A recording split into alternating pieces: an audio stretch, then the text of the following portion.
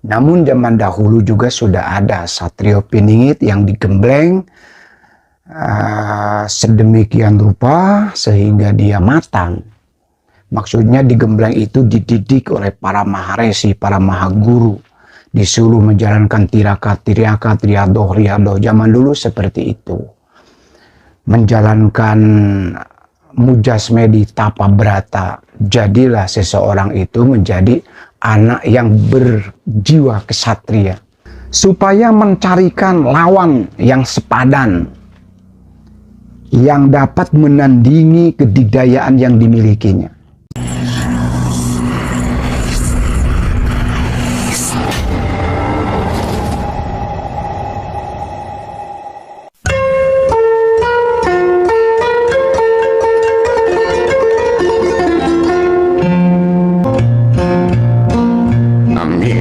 Ampun nya paralun ka Gusti nu Maha Agung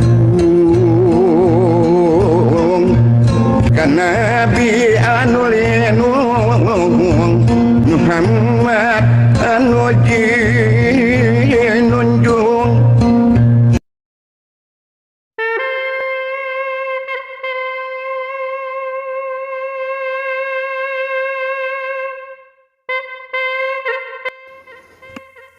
Assalamualaikum warahmatullahi wabarakatuh. Sampurasun mugi rahayu sakung dumadi, nebar jembar kabalarea, mugi jeneng aya dina ridho Gusti, bagja salira salalawasna.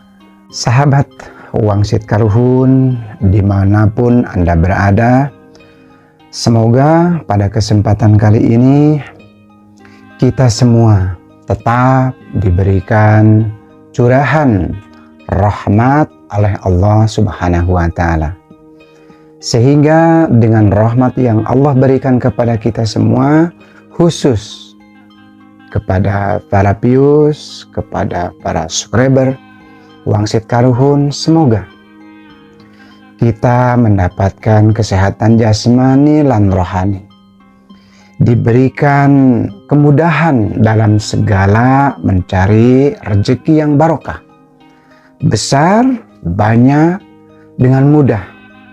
Mudah-mudahan kita semua dapat merasakan kebahagiaan hidup di dunia ini. Amin ya Allah ya Rabbal Alamin. Sahabat, pada kesempatan kali ini kita akan mengisahkan salah satu putra mahkota atau yang disebut zaman sekarang ini adalah satrio piningit. Namun pada zaman dulu pun satrio piningit itu sudah ada.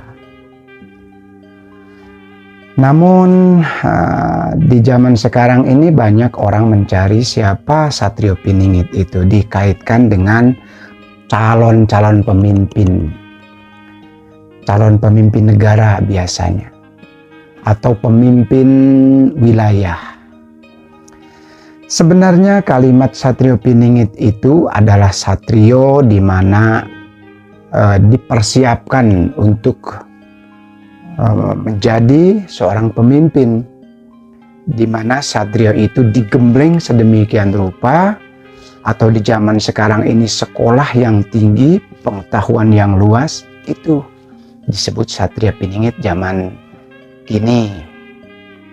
Namun zaman dahulu juga sudah ada satrio piningit yang digembleng sedemikian rupa sehingga dia matang. Maksudnya digembleng itu dididik oleh para maharesi, para mahaguru, disuruh menjalankan tirakat, riadoh. Zaman dulu seperti itu. Menjalankan mujasmedi tapa brata, jadilah seseorang itu menjadi anak yang berjiwa kesatria, yang gagah perkasa. Dan setelah mendapatkan gemblengan daripada maha guru itu, itulah yang disebut Satrio Piningit, di mana begitu dia ke depan menghadapi medan perang, menghadapi situasi dan lain sebagainya, dia dapat menyelesaikannya tentu dengan baik. Di antaranya seperti itu. Mari kita kisahkan salah satu kisah di mana putra mahkota dari Kangjeng Eyang Prabu Siliwangi ini, kita akan dapat mengambil hikmah daripada cerita ini. Mudah-mudahan sahabat khusus Wang Cit Karuhun dimanapun Anda berada, semoga hidup ada berkah karenanya. Amin ya rabbal alamin.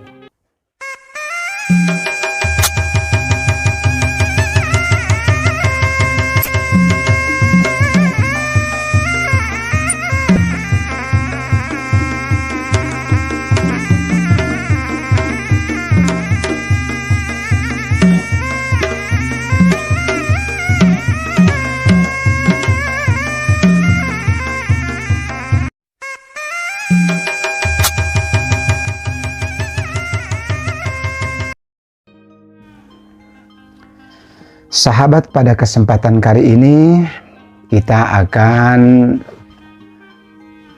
mengisahkan salah satu putra mahkota atau yang disebut zaman sekarang ini adalah Satrio Piningit. Namun pada zaman dulu pun Satrio Piningit itu sudah ada. Namun di zaman sekarang ini banyak orang mencari siapa Satrio Piningit itu, dikaitkan dengan calon-calon pemimpin. Calon pemimpin negara biasanya. Atau pemimpin wilayah. Sebenarnya kalimat Satrio Piningit itu adalah satrio di mana dipersiapkan untuk menjadi seorang pemimpin, di mana satrio itu digembleng sedemikian rupa, atau di zaman sekarang ini sekolah yang tinggi, pengetahuan yang luas, itu disebut Satrio Piningit zaman kini. Namun zaman dahulu juga sudah ada Satrio Piningit yang digembleng sedemikian rupa sehingga dia matang. Maksudnya digembleng itu dididik oleh para maharesi, para mahaguru, disuruh menjalankan tirakat, riadoh. Zaman dulu seperti itu. Menjalankan mujasmedi tapa brata. Jadilah seseorang itu menjadi anak yang berjiwa kesatria, yang gagah perkasa. Dan setelah mendapatkan gemblengan daripada maha guru itu, itulah yang disebut Satrio Piningit, di mana begitu dia ke depan menghadapi medan perang, menghadapi situasi dan lain sebagainya, dia dapat menyelesaikannya tentu dengan baik. Di antaranya seperti itu. Mari kita kisahkan salah satu kisah di mana putra mahkota dari Kangjeng Eyang Prabu Siliwangi ini, kita akan dapat mengambil hikmah daripada cerita ini. Mudah-mudahan sahabat khusus Wang Cit Karuhun dimanapun Anda berada, semoga hidup ada berkah karenanya. Amin ya rabbal alamin. Baiklah, kita mulai kisahnya. Siapkan kopi dan siapkan cerutu ya, karena agak sedikit panjang.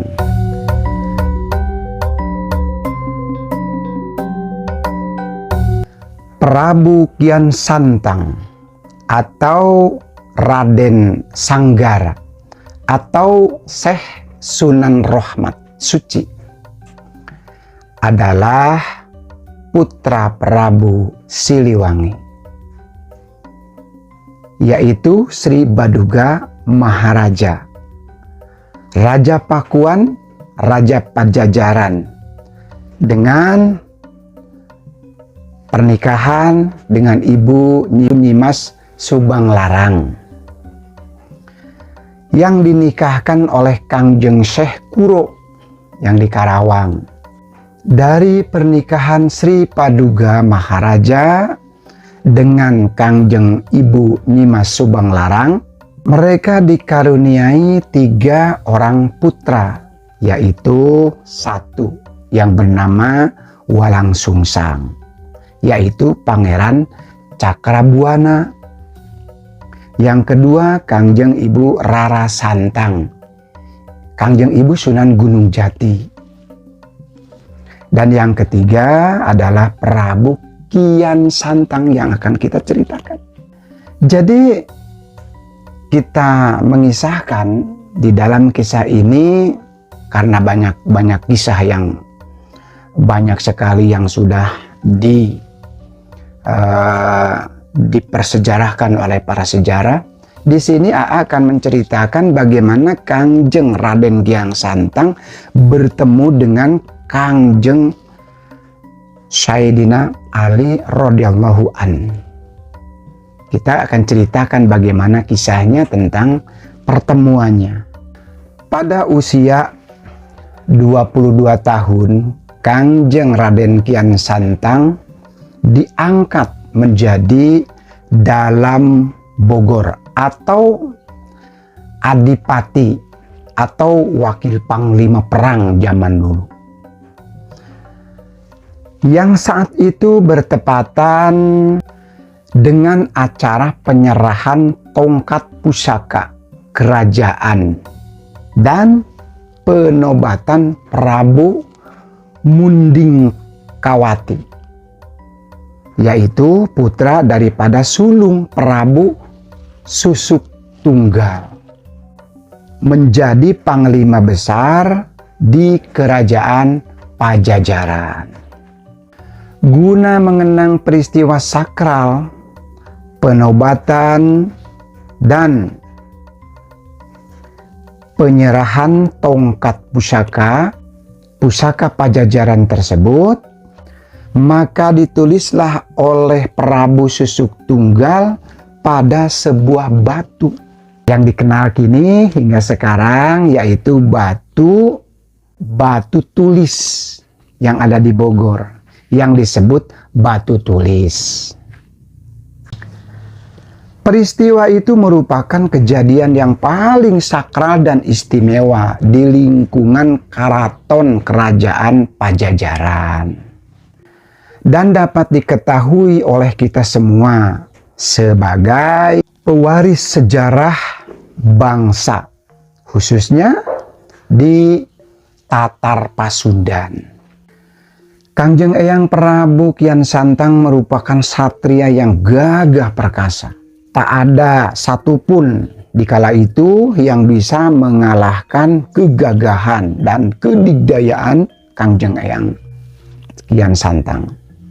Waktu kecil sampai dewasa, yaitu sekitar umur 33 tahun, Kangjeng Prabu Kian Santang malah belum pernah mengetahui warna darahnya sendiri. Dalam arti belum ada yang menandingi kegagahannya, kedikdayaannya dalam ilmu kanuraganya maha dahsyat. Kesaktiannya itu tidak ada yang menandingi sejagat Pulau Jawa waktu itu. Sering Eyang Prabu Kian Santang itu menyendiri dan memikirkan di mana ada orang gagah yang bisa mengalahkannya. Memang mungkin ada kesombongan waktu itu pada dirinya, karena merasa tidak pernah ada yang menandingi kesaktian dan kedikdayaan. Karena begitu bila mana ada ketemu dengan orang, satu gebrakan saja orang itu sudah kalah. Dan beliau Kangjeng Raden Kian Santang ini memohon kepada ayah baginda, yaitu Kangjeng Prabu Siliwangi, agar supaya mencarikan lawan yang sepadan yang dapat menandingi kedikdayaan yang dimilikinya. Tentu sang ayah berpikir bagaimana caranya untuk bisa mendapatkan lawan yang sebanding dengan yang dimohonkan putra mahkotanya itu. Kangjeng Eyang Prabu Siliwangi kemudian beliau mencarikan beberapa orang ahli nujum, ahli tarawang, ahli perhitungan, ahli yang bisa memberikan, yaitu ahli wangsit zaman itu, mengumpulkan para ahli-ahli itu di istana. Dan beliau bertitah bahwa memohon agar senantiasa titah anaknya yang mencari lawan yang sebanding dengan ilmunya itu di mana dan siapa gerangan. Begitu titah Kangjeng Prabu Siliwangi kepada para ahli nujum waktu itu. Di dalam perkumpulan para ahli nujum, mungkin para dukunnya zaman itu di kerajaan Pajajaran. Tapi setelah lama menunggu Kangjeng Prabu Siliwangi, hampir tidak ada jawaban dari para ahli nujumnya itu. Semua terdiam, semua mengeluarkan energi, semua mengeluarkan kemampuan-kemampuannya. Karena memang di sana ada, apabila ada orang yang memberitahukan informasi dengan jelas di mana orangnya, siapa namanya, dan lain sebagainya, itu akan diberikan hadiah yang sangat luar biasa. Itu sudah lumrah zaman dulu apabila ada sayembara, ada yang bisa memberikan informasi akurat tentang titah raja atau gundahnya raja waktu itu. Ya, kalau di bahasa sekarang itu mungkin solusi gitu. Di dalam perkumpulan itu memang diceritakan tidak satu pun ahli nujum itu memberikan informasi. Hampir semuanya menyerah. Tentu Kangjeng Raden Kian Santang itu merasa gundah, juga merasa lebih luhur dirinya itu. Ada memang rasa ria di dalam dirinya waktu itu. Karena memang waktu itu walaupun raja bijaksana yang ada di dalam kebijakan Paduka Prabu Siliwangi, tetap ada rasa sombong di dalam diri Kangjeng Raden Kian Santang ini. Karena ya ingin mencari lawan yang sepadan, ingin melihat darahnya sendiri, apakah merah, apakah putih. Seperti itulah kisahnya. Namun waktu dalam keadaan berkumpul dengan para ahli nujum, Kangjeng Eyang Prabu Siliwangi juga Kangjeng Raden Kian Santang di situ berada. Para ahli nujum seperti tadi mengeluarkan energi, mengeluarkan kemampuan untuk bisa memberikan informasi yang jelas tentang keinginan Kangjeng Raden Kian Santang. Di dalam situasi yang gundah gulana itu, tiba-tiba ada seorang kakek. Di mana kakek itu memberikan salam. Assalamualaikum warahmatullahi wabarakatuh. Tentu waktu itu tidak ada yang menjawab salam itu. Karena salam itu sangat aneh terdengarnya. Itu seperti itu loh. Sahabat diceritakannya. Lantas kemudian Kangjeng Prabu yang ada di situ, kemudian Panglima juga ada di situ, dan Kangjeng Raden Kian Santang juga ada di situ. Lantas bertanya langsung kepada sang kakek tersebut. Dari mana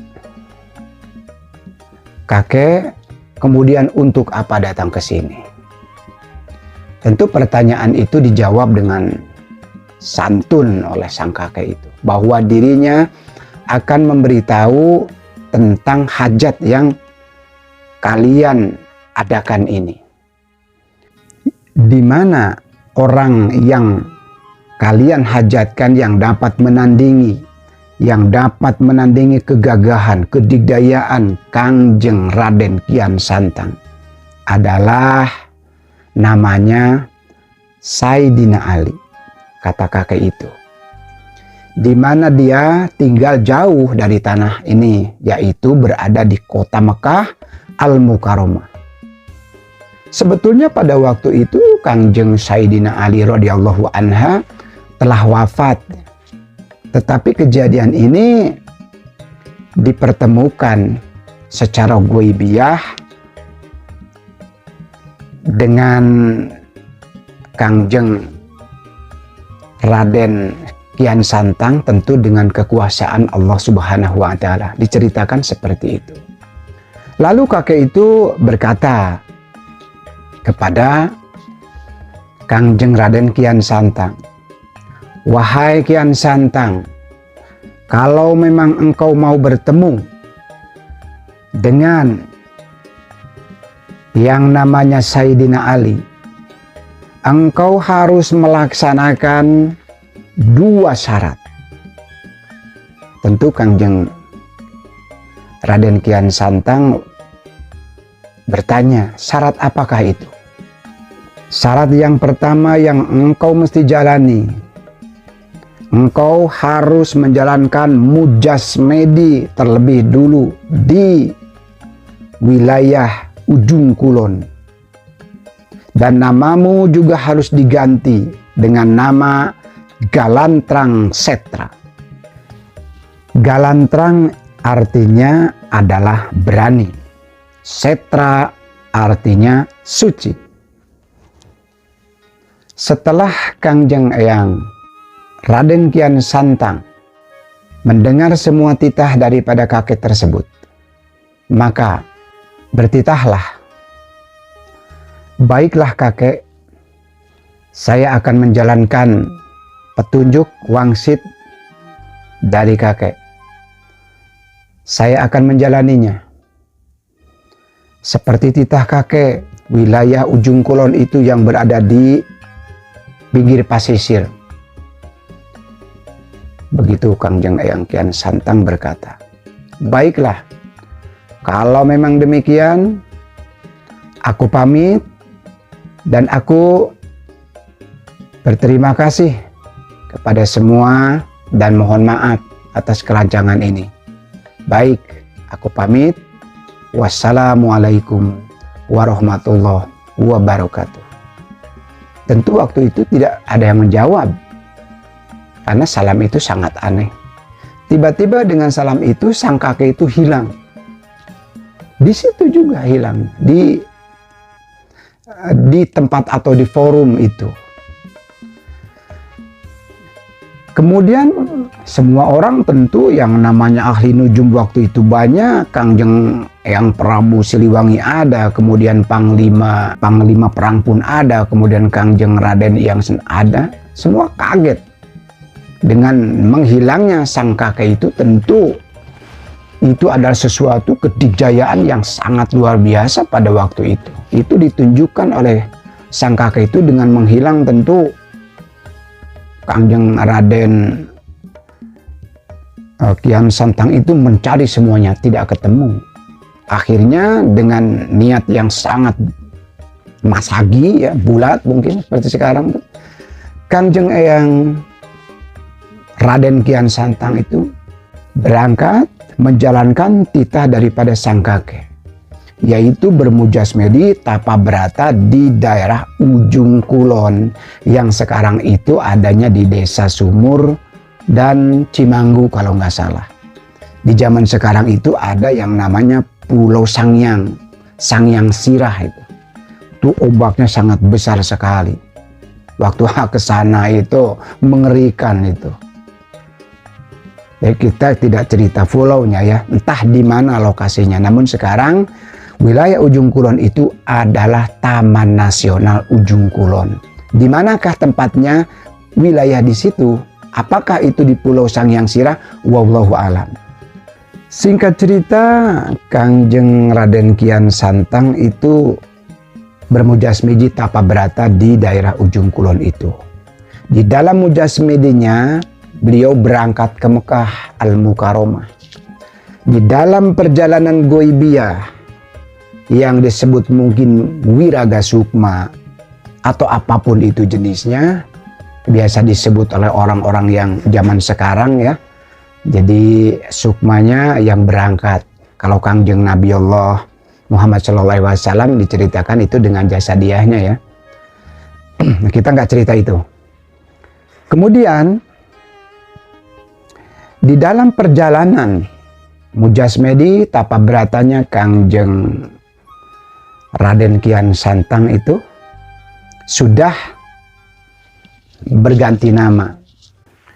Namanya Galantrang Setra. Di dalam perjalanan Mujasmedinya itu, beliau berjalan tertatih-tatih di kota Mekah. Diceritakan bahwa tertatih-tatihnya di kota Mekah karena memang adanya di padang pasir. Banyak pohon-pohon kurma, banyak pohon-pohon delima, pohon zaitun, tin, dan lain sebagainya ada di sana. Di dalam kelelahan dalam perjalanan itu tentu Kangjeng Raden Kian Santang itu capek, haus, dan lain sebagainya. Ya, diceritakan banyak minum di sungai-sungai kecil yang ada di sana. Entahlah waktu itu, waktu zaman Nabi pun sungai-sungai kecil waktu itu ada, dan kurma juga ada. Nah, di dalam perjalanan itu sahabat, ketemulah dari jauh ada seorang kakek sambil berjalan, tapi dia tidak menuju kepada Kangjeng Raden Kian Santang. Dia hanya lewat waktu itu. Setelahnya terlihat sang kakek tersebut, maka Kangjeng Raden Kian Santang atau Galantrang Setra mengejar kakek tersebut, memohon, "Wahai kakek, tunggulah."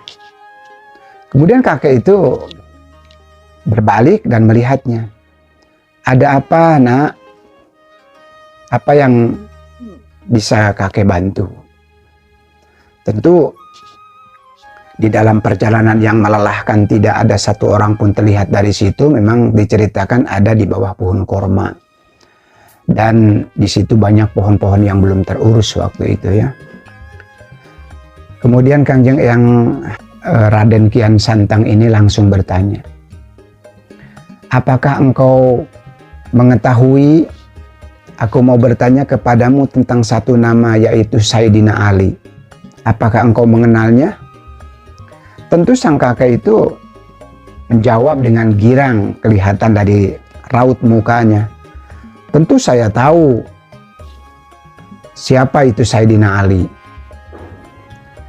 Maka kalau memang kamu berkenan, ayo kita berangkat ke sana. Kebetulan saya juga ada maksud untuk bertemu dengannya."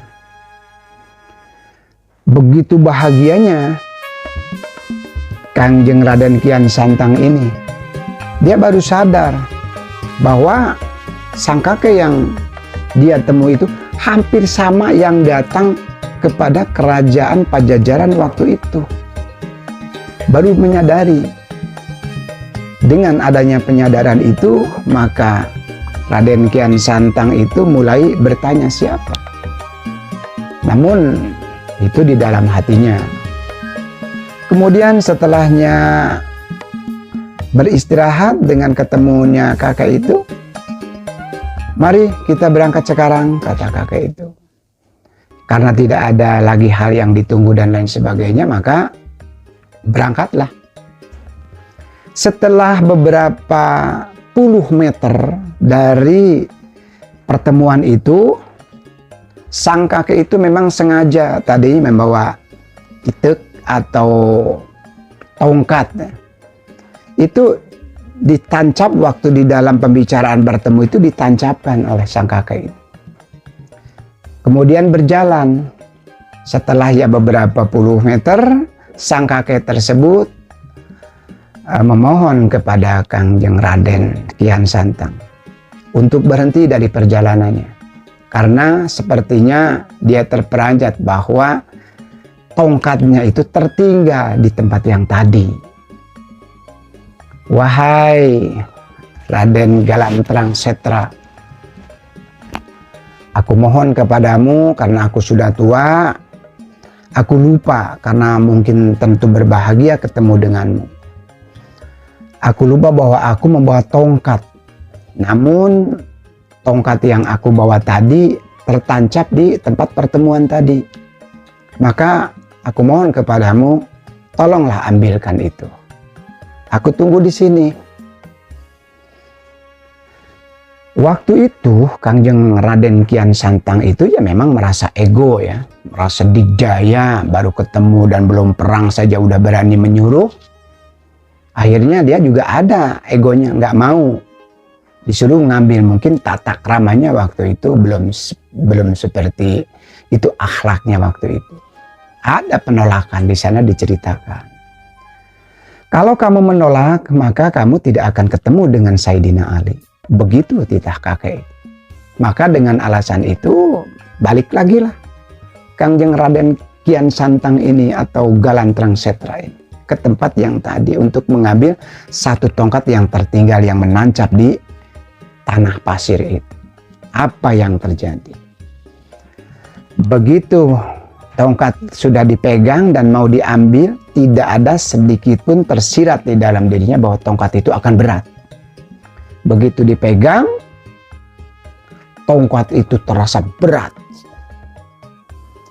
Sampai-sampai aneh, diangkat dengan beberapa tenaga ya, dengan beberapa persen tenaga, tidak terangkat. Bahkan tidak tergoyah-goyah, seperti menancap ke dalam yang sedemikian dalam. Padahal yang namanya tongkat kan kecil dan itu hanya beberapa jengkal ditancapkan. Karena tidak semuanya, cuman hanya beberapa jengkal ditancapin ke situ. Tapi luar biasa gitu, berat sekali waktu itu kejadian oleh Kangjeng Raden Galantrang Setra. Ternyata tongkat tersebut itu berat sekali yang dia rasakan. Kemudian ditambahlah energinya untuk bisa mengangkat tongkat itu. Tetap tongkat itu tidak bergoyah gitu. Seperti tongkat yang sangat dalam sekali, nggak bergoyah. Maka di situ Kangjeng Raden Kian Santang mulai mengeluarkan ilmu-ilmu kedikjayaan. Jadi yang namanya Aji Papat dan lain sebagainya itu banyak sekali lah. Kalau ceritakan ini ilmu ini, mungkin kita nggak cerita itu. Yang jelas ilmu kedikjayaan yang dimiliki oleh Kangjeng Eyang Raden Kian Santang ini hampir dikeluarkan 50%. Tidak sedikit pun tongkat itu bergerak. Itu tidak ada. Itu 50%. Nambah lagi dengan kedikjayaan sampai 80%. Tidak. Nah sampai 90% baru tuh si tongkat itu bukannya ke atas dengan kekuatan dikdayanya itu yang 90%, bukannya ke atas tapi malah menancap dia sendiri. Diceritakan di kisah itu dia sendiri tongkat itu malah menancap ke bawah seperti ada yang menarik. Dengan melihat kejadian itu, dia di situ mujasme dan sebagainya mengumpulkan tenaga dan energi, pikiran serta ilmu yang ada dia miliki dicurahkan 100%. Habis ilmunya itu. Jadi kalau bahasa kita itu ilmu pamungkas begitu. Tidak ada lagi ilmu yang dia miliki, dicabutlah tongkat itu. Kakinya pun bukannya terangkat tongkat itu, malah lebih ke bawah. Tapi diceritakan hanya sedikit. Namun kakinya Kangjeng Raden Galantrang Setra atau Kian Santang itu amblas sampai sedengkul itu, sampai sebetis amblas. Dan di dalam situasi seperti itu baru dia mengetahui bahwa darahnya itu adalah merah, keringat dan sebagainya kelihatan. Ternyata darah manusia itu bukan putih, tetap merah. Baru dia menyadari bahwa kedikdayaan yang dia miliki hanya mencabut satu tongkat saja tidak bisa. Baru dia menyadari di situ baru dia ingin melaporkan hal itu kepada kakek. Namun kakek itu datang tiba-tiba. Wahai Kian Santang, begitu lama engkau mengambil ini. Kangjeng Raden Kian Santang waktu itu hanya terengah, tidak bisa banyak bicara. Kemudian dia melihat apa yang dilakukan oleh sang kakek. Sang kakek dengan entengnya mengambil tongkat itu dengan kalimat Bismillahirrahmanirrahim. Bismillah. Tongkat itu terbawa, sahabat, dengan mudahnya. Tentu Kangjeng yang ada yang menyebut Raden, ada yang menyebut Prabu Kian Santang di sini ya, kita sebutnya Raden saja, atau ada Prabu juga nggak masalah karena memang ini adalah putra mahkota Kerajaan Pajajaran ya, putra Prabu Siliwangi. Jadi sebutannya apa saja boleh, nggak usah di komen yang lain-lain ya, karena ini bahasa aja. Kemudian setelahnya melihat kejadian itu, tentu Kangjeng Raden Kian Santang sangat terkagum-kagum gitu dengan kedikdayaan sang kakek ini. Dia menyadari bahwa ilmunya belum seberapa. Dari di situ menyadari bahwa langit, di atas langit ada langit, itu benar, di situ dia sadar. Kemudian mari kita lanjutkan perjalanannya. Tiba-tiba di dalam perjalanan itu ada orang yang pergi mau ke kebun. Assalamualaikum. Waalaikumsalam. Wahai Saidina Ali, dari mana engkau? Dari perjalanan jauh. Siapa yang engkau bawa? Ini adalah saudaraku yang akan bertemu dengan saudara kita. Itu jawabannya. Satu orang. Kemudian setelah lama perjalanan, karena di situ Kangjeng yang Raden Kian Santang itu berpikir, jangan-jangan ini orang yang dia cari. Tapi waktu itu karena Saidina Ali tidak memberikan ciri-ciri bahwa dirinya itu memang Saidina Ali, tetap berjalan. Kemudian di dalam perjalanan itu ketemu dengan para pedagang yang baru pulang dari pasar. Tetap waktu itu Assalamualaikum, dijawab Waalaikumsalam. Ya, kalimat itu aneh bagi Kangjeng Raden Kian Santang. Wahai Saidina Ali, engkau dari mana dan ini siapa? Tentu dijawabnya, aku dari tempat kebun, dan ini adalah saudara kita yang ingin ketemu dengan saudaranya, aku akan mengantarkannya. Kemudian yang ketiga kalinya pun sama. Wahai Saidina Ali, dari mana? Karena ketemu dengan orang-orang yang berpapasan. Barulah di situ Kangjeng Eyang Prabu atau Raden Kian Santang ini menyadari bahwa yang selama ini dia cari adalah Saidina Ali ini, ya ini. Maka berhentilah Kangjeng yang Raden Kian Santang bertanya, wahai kakek, aku mohon kepadamu jujur. Aku ini mencari orang yang bernama Saidina Ali. Tapi aku melihat engkau ditanya banyak orang, tadi beberapa engkau disebut Saidina Ali. Apakah benar engkaulah yang aku maksud? Engkaulah yang aku tuju?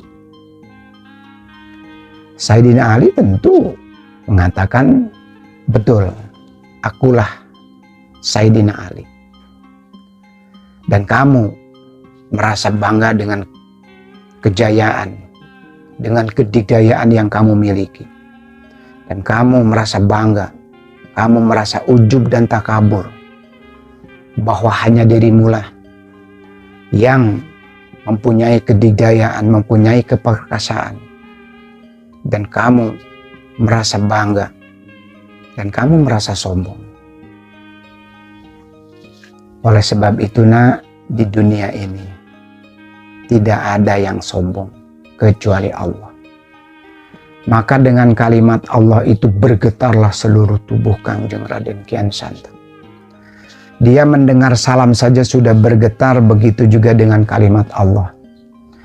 Kata Kangjeng Sayyidina Ali meneruskan, hidup kita ini tidak ada dan upaya, hanya karena Allah Subhanahu wa Ta'ala.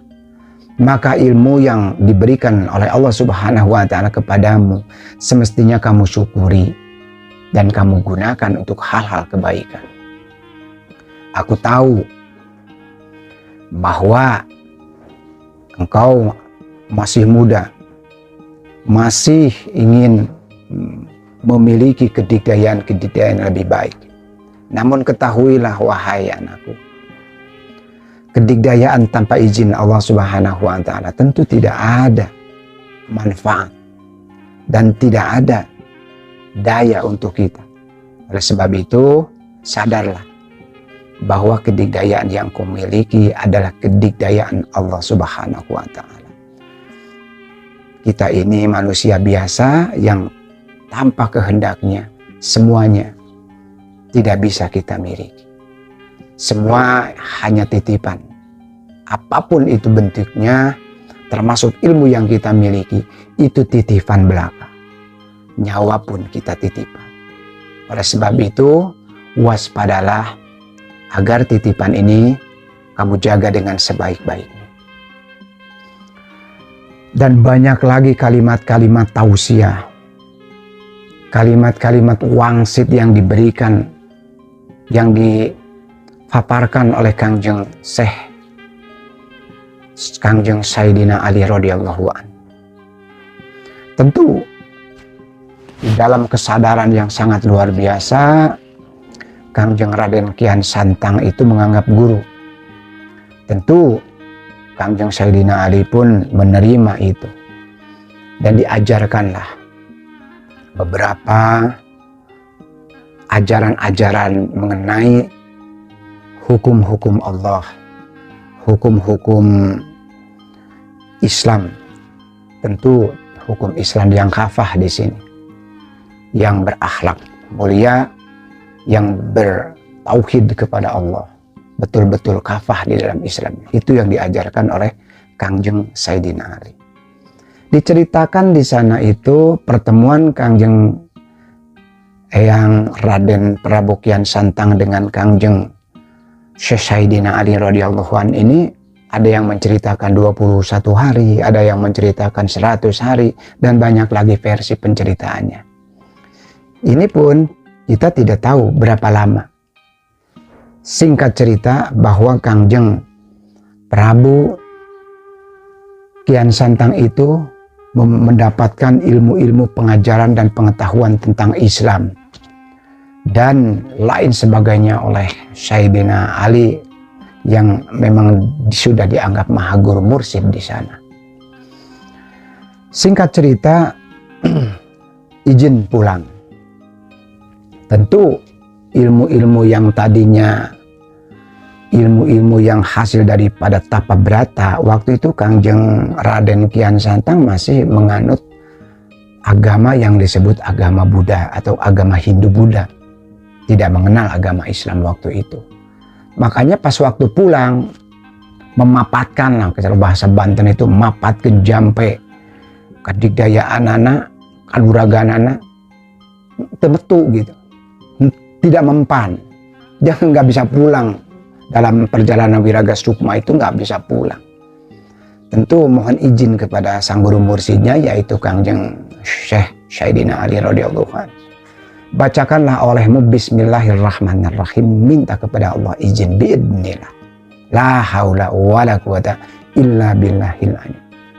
Ternyata kalimat itu langsung beliau balik ke tempat pertapaannya atau ke tempat mujasmidinya atau ke tempat mengadakan tapa beratanya, yaitu di Ujung Kulon. Setelahnya sadar, beliau dengan kesadaran di situ tentu mengiang teringat selalu wangsit-wangsit yang dan pengalaman goibiyah itu. Baliklah ke keraton kerajaan Pajajaran. Di manakah kerajaan Pajajaran itu? Banyak versi, sahabat. Ada yang mengatakan di Pakuan Bogor karena banyak batu tulis di sana. Ada yang mengatakan bahwa itu ada di Bekasi, ada juga di Karawang, ada juga di Gunung Karang di Banten. Banyak versi yang namanya juga kisah ya, yang namanya juga sejarah. Dari sumber A, sumber B, sumber ini, sumber itu. Nah, kita sikapi saja dengan bijaksana. Jangan mawas diri bahwa diri ini merasa benar dengan sejarahnya, jangan. Karena kita tidak tahu. Yang tahu adalah wallahu a'lam bishawab. Itu kalimatnya. Hanya Allah yang mengetahui sesuatu.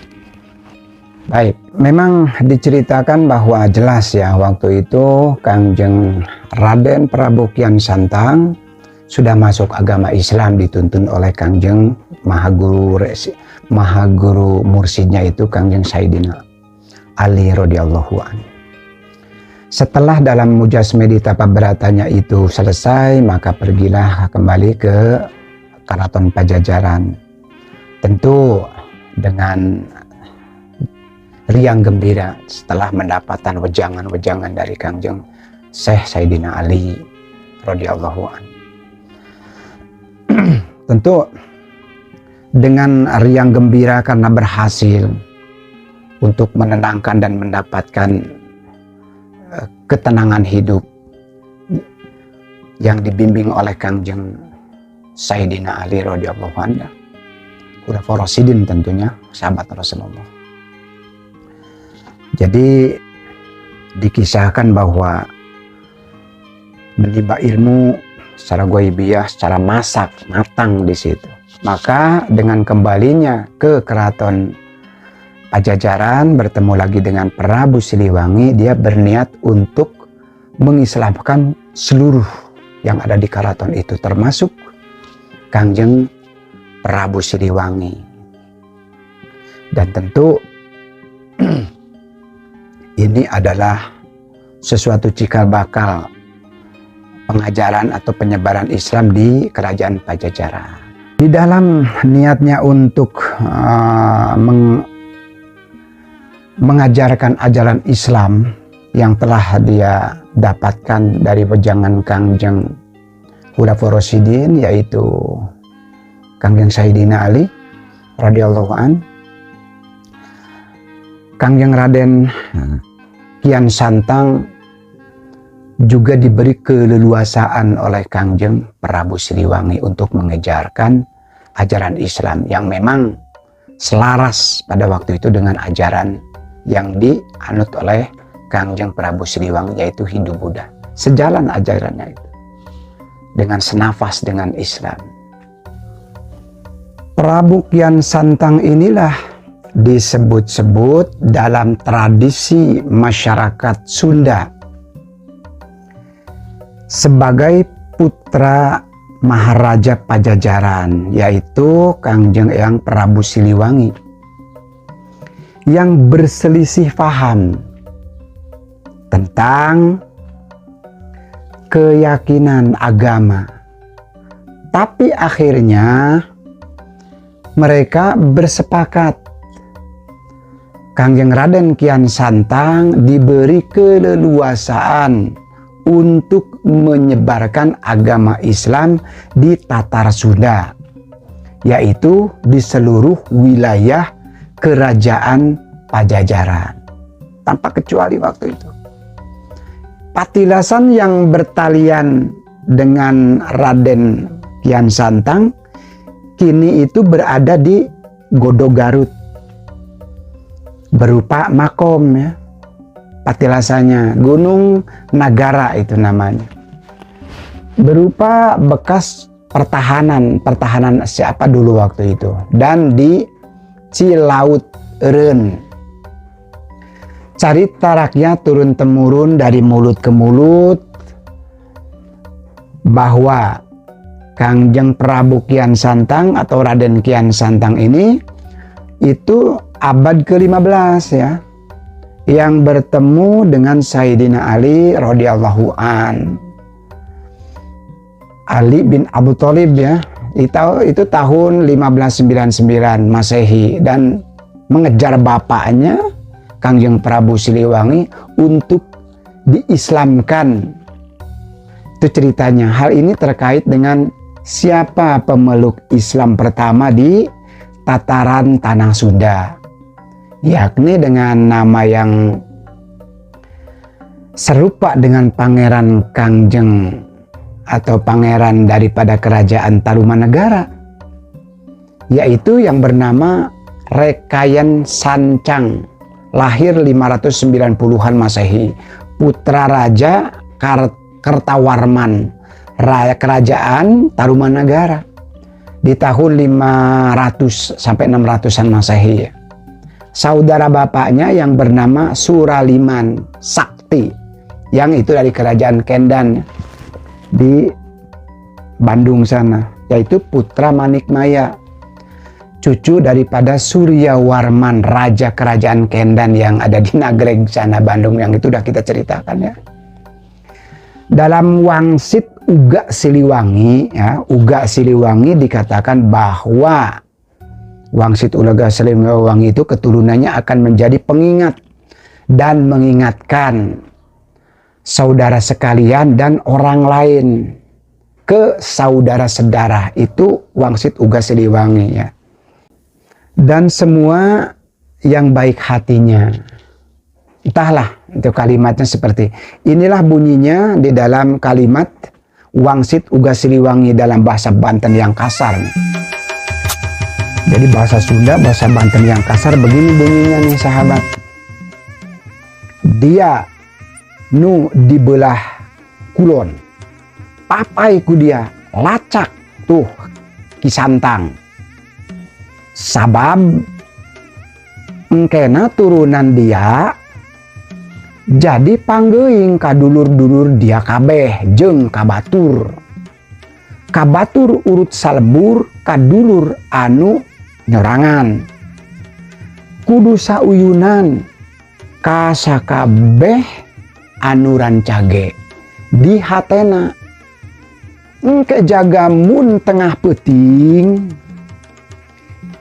ti Gunung Halimun Garut, kadenge sora katunggulan atau gamelan, tah eta tandana saturunan dia disamat ku dia nu daek nu kawin di Lebak Cawane, ulah sina talangke, sabab talaga bakal bedah jig geura narindak, tapi ulah ngaliuk ka tukang. Bahasa Indonesia nak ya.